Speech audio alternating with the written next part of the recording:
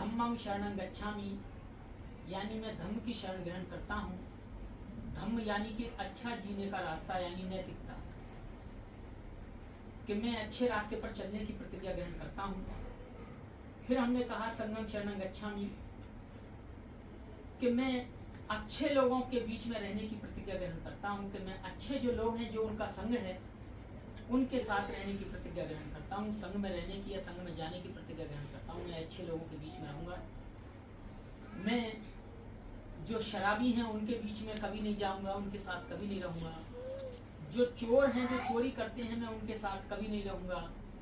जो लोग चुगली करते हैं, जो लोग हत्या करते हैं, मैं उनके साथ कभी नहीं रहूँगा। अर्थात मैं अच्छे लोगों के साथ रहूँगा, क्योंकि संगत बहुत बड़ा प्रभाव डालती है। कहते हैं कि आप चोरों के साथ रहोगे तो चोर बन जाओगे, अच्छे लोगों के साथ रहोगे तो अच्छे बन जाओगे। तो तथागत बुद्ध कहते हैं कि मैं अच्छे लोगों के बीच में, अच्छे लोगों का जो संग है उनके बीच में रहने की प्रतिज्ञा करता हूँ, यानी मैं उनके साथ रहूँगा। फिर हमने कहा पाणाति पाता वेरमणि सिक्खापदं समादियामि, कि मैं बिना कारण के कभी किसी की हत्या नहीं करूंगा। यानी कि आप जंगल में हैं,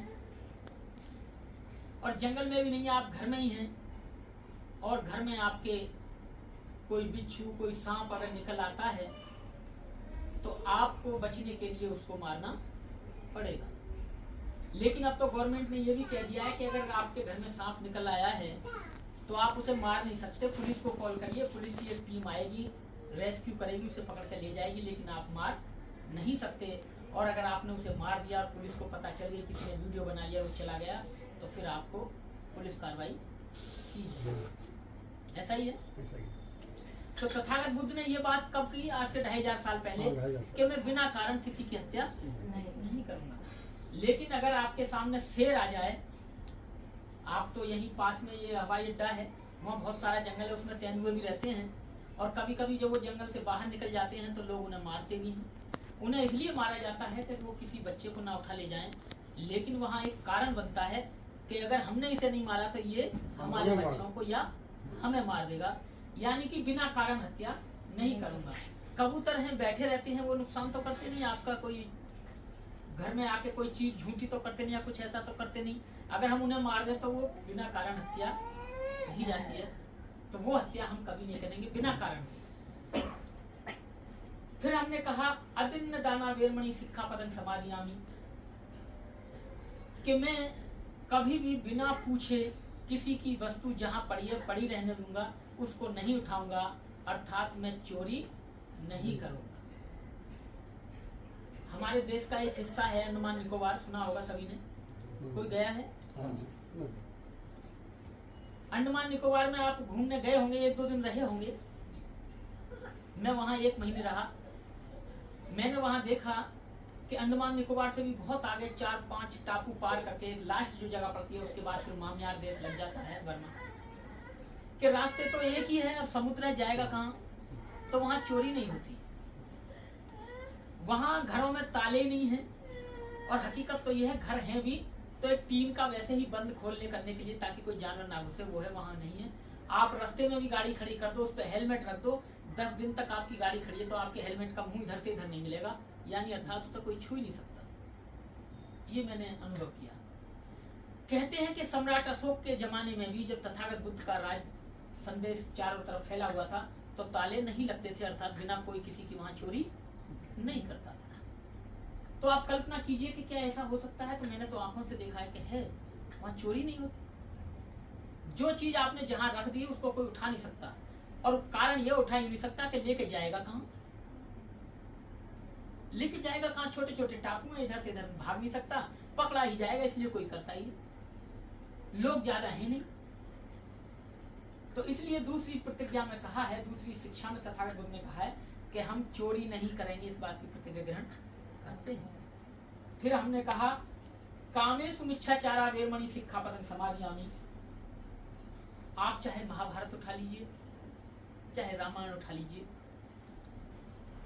महाभारत में जो लड़ाई है वो भी औरत के कारण है, और रामायण में जो लड़ाई है वो भी औरत के ही कारण है। इसलिए तथागत बुद्ध कहते हैं कि मैं, अगर कोई स्त्री मेरी उम्र की है तो मैं उसे बहन के समान समझूंगा, अगर कोई स्त्री मुझसे छोटी है तो मैं उसे बेटी के समान समझूंगा, और कोई स्त्री मुझसे उम्र में बड़ी है तो मैं उसे माँ के समान समझूंगा। अर्थात मैं अपनी पत्नी के अलावा किसी भी दूसरी स्त्री को इन तीनों नजर से देखूंगा, बल्कि गलत नजर से नहीं देखूंगा। और जो ऐसा काम करता है उसके घर में फिर ग्रह क्लेश होती है, पत्नी को पता लग जाता है, लड़ाई झगड़े होते हैं, लोग उसे अय्यास कहते हैं, पता नहीं क्या क्या कहते हैं, उसे बुरी नजर से देखते हैं। तो तथागत बुद्ध ने 2500 साल पहले कह दिया कि मैं कभी भी अपनी स्त्री के अलावा दूसरी स्त्री से कोई संबंध नहीं। फिर हमने कहा मूसा वादा वेरमणि सिक्खापदं समादियामि, कि मैं कभी भी झूठ नहीं बोलूंगा, मैं कभी भी किसी की चुगली नहीं करूंगा, इधर की बात उधर, उधर की बात इधर, किसी भी बात को बढ़ा चढ़ा के नहीं कहूंगा। किसी ने कहा कि वो तो बड़ा पागल आदमी है, और तुमने कहा अरे वो तो तुम्हें गाली दे रहा था, पागल भी कहा था, ये भी कहा था, यानी बड़ा चढ़ा के कह देना, चुगली कर देना। अर्थात मैं कभी इधर की बात उधर नहीं करूंगा, और अगर करने की बात आई तो जितनी बात मैंने सुनी देखी उतनी ही गवाह के तौर पे कहूंगा या बताऊंगा। फिर हमने कहा 5वें सील में सुरा मेरिय मध्यपमा दट्ठाना वेरमणि सिक्खापदं समादियामि, कि मैं जीवन में कभी भी चाहे कच्ची पक्की शराब, इंग्लिश हो, देसी हो, ठर्रा हो, चाहे वो गांजा हो, और बहुत सारे इंजेक्शन चल रहे हैं, और बहुत सारे नशीले पदार्थ चल रहे हैं, बीड़ी सिगरेट, आजकल तो सिगरेट में भी पता नहीं कुछ और भर के पीते हैं ताकि और नशा हो जाए, फिर नाली में पड़े रहते हैं। अर्थात मैं कभी भी नशीली पदार्थ का सेवन नहीं करूंगा। इसमें तथागत ये भी कहते हैं कि मैं कच्ची पक्की शराब कैसी भी हो, भांग धतूरा गुटखा पान मसाला जो भी है, ऐसे पदार्थ जो हमारी बुद्धि का संतुलन बिगाड़ देते हैं, अर्थात हम जिन्हें खाने के बाद सही से चल भी नहीं पाते, हिलते डुलते डगमगाते जाते हैं, मैं ऐसे पदार्थ का सेवन कभी नहीं करूंगा। आजकल आप हर घर में देख सकते हैं, कोई घर ऐसा अछूता नहीं है जिस घर में कोई शराबी ना हो, और उस शराबी के कारण आप उस घर में से गालियों की आवाज सुन सकते हैं, उस घर से बर्तन टूटने फूटने धड़ाम धूम की आवाज सुन सकते हैं।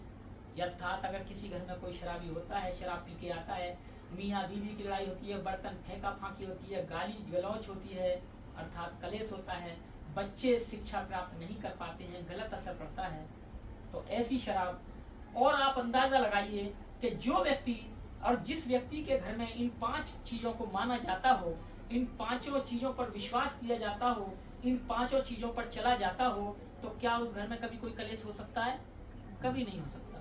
अर्थात तथागत बुद्ध ने तो यहाँ तक कह दिया, बता दिया कि जो उनकी इन 5 बातों को मानेगा वो घर एक ऐसा घर होगा कि लोग वहां से मधुरता की सुगंध आएगी, लोग ये कहेंगे कि देखो इस घर में लोग बड़े प्यार से मिलजुल कर रहते हैं, कभी ऊंची आवाज में इस घर से आवाज नहीं आई, कभी इस घर में बर्तन खड़कने की आवाज नहीं आई, कभी इस घर से कोई इस तरीके का शब्द नहीं निकला जिससे हम अपने कान बंद करें या ये कहें कभी ये घर तो बहुत बुरा है, बल्कि लोग ये कहते हैं बड़े इस घर के लोग बड़े अच्छे हैं, चोरी नहीं करते, झूठ नहीं बोलते, शराब नहीं पीते, व्यभिचार नहीं करते। तो तथागत बुद्ध ने हमें ऐसा मार्ग दिया जिन पर हम चले, और हमने जब ये 5 चीजें ली हैं तो अब हम इन चीजों को कभी भी अपने पास नहीं आने देंगे। अर्थात जो तथागत बुद्ध ने कहा है हम उसी रास्ते पर चलेंगे, और ऐसे ही रास्ते पर श्रद्धेय कमल सिंह जी जो आज हमारे बीच में नहीं हैं, उनके घर में तथागत बुद्ध की ये प्रतिमाएं लगी हुई हैं, और जो प्रतिमाएं लगी हुई हैं इतने अच्छे फोटो लगे हैं, तो हो सकता है कि उनका परिवार उनको मानता होगा, तो उनके घर में भी ऐसी चीज़ों से दूर होंगे,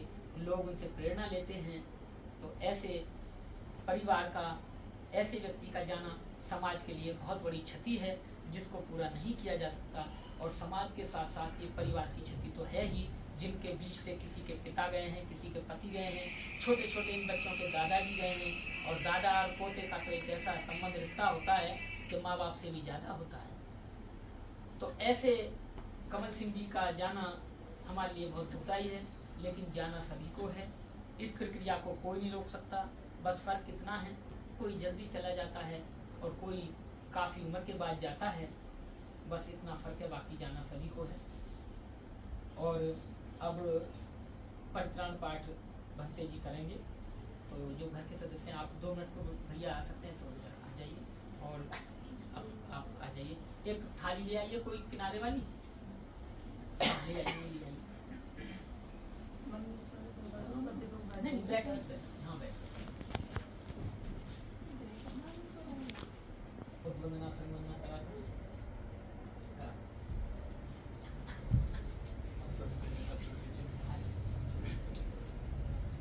बुद्धां वन्दामि धम्मां वन्दामि संघं वन्दामि अहं वन्दामि शापदा द्वितीयम्पि बुद्धां वन्दामि धम्मां वन्दामि संघं वन्दामि अहं वन्दामि शापदा तृतीयम्पि बुद्धां वन्दामि धम्मां वन्दामि संघं वन्दामि अहं वन्दामि शापदा इति पीषु भगवा अरहं सम्मा सम्बुद्धो विद्या शरण संपन्नो सुगतो रुकाभिदो अनुत्तारो विसधम्मा सारथि सप्तदेवा मनुष्याणां बुद्धो भगवाइति स्वाक्खातो भगवतु धम्मा संतिट्ठिको कालिको एपस्सिको उपन्नयिको पश्चाता भेदिताब्बो विनोयिते सुपटिपन्नो भगवतो शावकसंगो उचुपटिपन्नो भगवतो शावकसंगो या पटिपन्नो भगवतो शावकसंगो सामीसि पटिपन्नो भगवतो शावकसंगो या देतां चत्तारे पुरीसा उग्गाने अट्टा पुरीसा उग्गाला ऐसा भगवतो सावकसंगो उज्वटपन्नो उजुपटिपन्नो भगवतो सावकसंगो न्यायपटपन्नो भगवतो सावकसंगो सामीचिपटपन्नो सामीसि पटिपन्नो भगवतो सावकसंगो देतां चत्तारे पुरीसा उग्गाने अट्टा पुरीसा उग्गाला ऐसा भगवतो शावकसंगो आहुनीय दाक्षिणीय अंजलि कारणीय अनुत्तारा मियाकेतां लोकासति वन्दामि सेतियं सब्बां सप्पटनेषु पटिक्दिकां शारीरिकधातु महाभूति बुद्धरूपां सकलं सदा यस्य मूले निसिन्नवा सब्बारे विजयाका पातु सब्बां तं सब्बां वन्देतां बुद्धिपादुपां इमे हेति महाभूति दुकनतेन पूजितां अहं पेति नमस्सामि बुधिराजा नमोस्तुते गणाशरप्पा दीपेन तमुदंशिलां विलोकदीपां सम्बुद्धां पूजयामि तमोनुदां गन्धशम्भारो धूपेन सुगन्धिनां सुगंधिनां पूजाये पूजनीयं तां पूजावाचा नमोत्तमं वर्णगन्ध गुणोपेतां एतां कुसुमसंगति पूजयामि मुनिन्दस्य क्षीरपादो शारोरुहे पूजयामि बुद्धां पूजयामि धम्मां पूजयामि संघं कुसुमेन तेन पुण्येन मेतेनस्सा मुक्कं उप्पं मिलायाति याता इदं मे कायो ताता याति विनस्सा बाबा माया धम्मानुधम्मा पतिपातीय बुद्धं पूजयामि माया धम्मानुधम्मा पतिपातीय धम्मं पूजयामि माया धम्मानुधम्मा पतिपातीय संघं पूजयामि अत्ताई माया धम्मानुधम्मा आदि जोरा व्याधि मरणं मरणमुष्यसामिति साधु साधु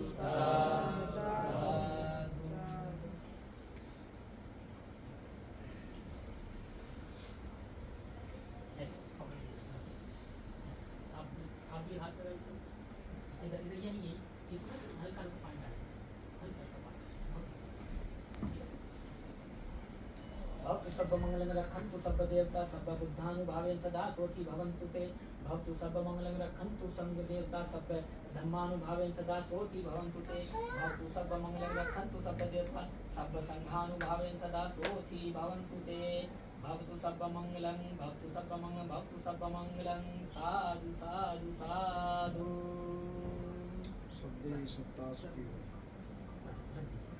इस पानी को आपके गमले वगैरह जो हों और साहब ने जो हमें रास्ता बताया, जो हमें ज्ञान दिया,